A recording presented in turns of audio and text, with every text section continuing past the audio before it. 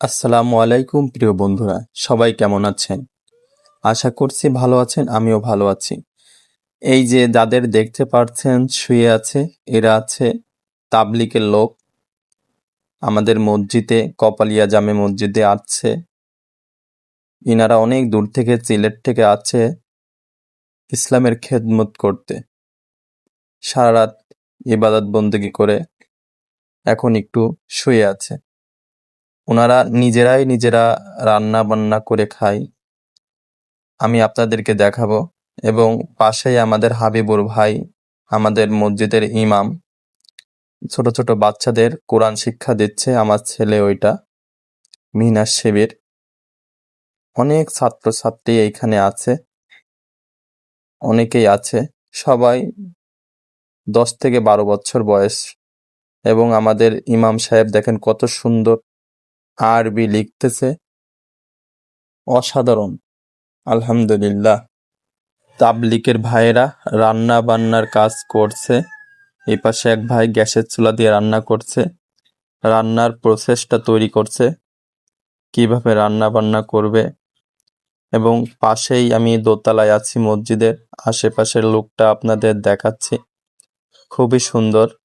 কিছু ভাই, ছোট ভাইরা পড়তে যাচ্ছে কোনো এক জায়গায় প্রাইভেট। আশেপাশের দোকান সকাল, এই জন্য বন্ধ আছে। আমাদের কাঁঠাল গাছ কপালিয়া জামে মসজিদের, খুবই সুস্বাদু খাইতে। অনেক কাঁঠাল হয়, আলহামদুলিল্লাহ, অনেক কাঁঠাল হয়।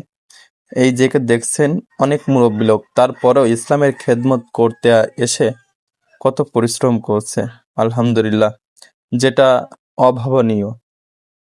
গ্যাসের চুলায় রান্না করছে। একটা জিনিস আমার এদেরকে দেখে সাহাবীদের কথা মনে পড়ে।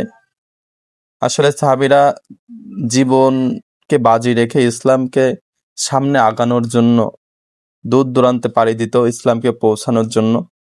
আলহামদুলিল্লাহ, এদের ত্যাগ অনেক। আবারও চলে আসলাম আমি এখন আপনাদেরকে দেখাবো আবারও সামনের লোকটা মসজিদের। এক কথায় অসাধারণ সূর্য উঠতেছে।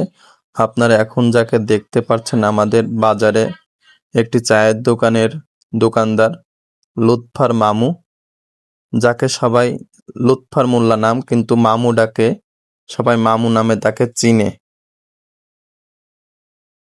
সূর্য উঠতেছে, আমি এখন সিঁড়ি দিয়ে লাফছি নিচে।